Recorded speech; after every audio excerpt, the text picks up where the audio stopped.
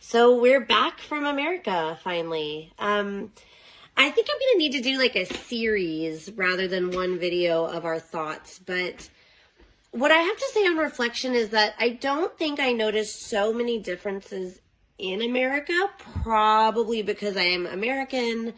And even after a year away, it was so easy for me to fall into the habits there and to just accept as normal what is there. But then coming back to Norway, it felt like this breath of fresh air.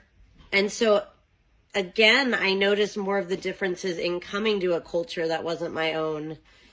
For example, everything is calmer in Norway. There's this intensity to everything in America, and I can appreciate it sometimes.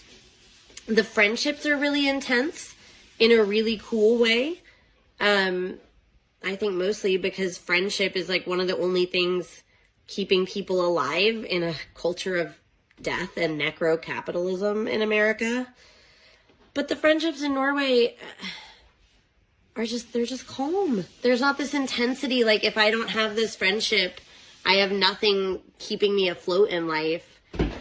And I'm not saying that Americans are like codependent or desperate. I'm saying that we don't have anything else supporting us in society. So it's literally just GoFundMe's and the kindness of your friends. Whereas in Norway, there feels like more of a freedom to just choose to be with each other rather than this like hunger for the company of other people, like it's an oxygen mask in the middle of a forest fire.